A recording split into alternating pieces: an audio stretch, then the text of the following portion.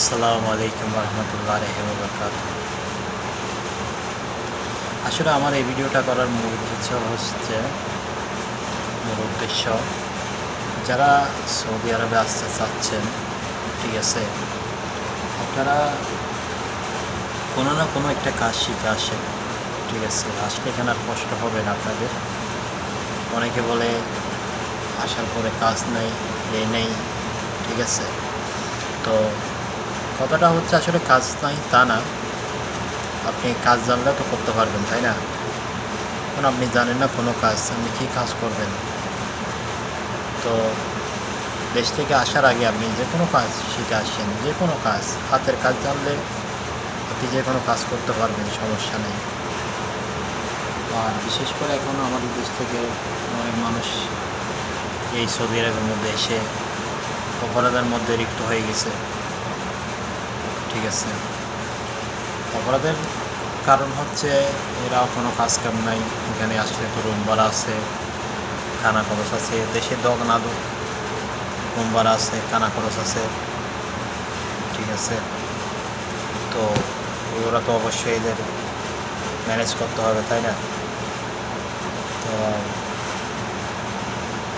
এগুলো ম্যানেজ করতে গিয়ে এদের বিভিন্ন অপরাধের মধ্যে জড়িয়ে যেতে হয়, ঠিক আছে। চাঁদাবাজি, মারামারি এসব করতে হচ্ছে এদেরকে। আর একটা মানুষ যারা অবশ্যই হাতের কাজ জানে, এরা অবশ্যই এসব কিছু করবে না, করতে যায় না। তো আমি যারা নতুন প্রবাসী আসতেছে, প্রবাসী আসার জন্য চেষ্টা করতেছে, যারা এখন ইয়ং জেনারেশন, যারা অনেকে দেশ থেকে আনতে চাচ্ছে, ওনাদেরকে উদ্দেশ্য করে বলবো, আপনারা প্রবাসী হওয়ার আগে নিজে কোনো কিছু একটা কাজ শিখেন, হাতের কাজ শিখেন, সেটা যে কোনো কাজ হোক, ঠিক আছে। হাতের কাজ জানলে অবশ্যই আপনার কোনো কাজের জন্য কোনো কষ্ট হবে না। তো বিশেষ করে আমার ভিডিওটা অবশ্যই কী বলতে চাচ্ছি সেটা আপনারা বুঝতে পারছেন।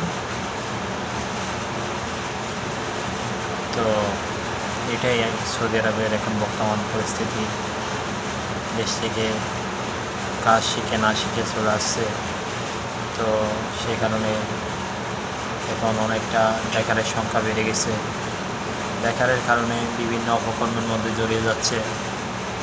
তো আশা করি সবাই আমার ভিডিওটা শেয়ার করবেন, সাপোর্ট করবেন।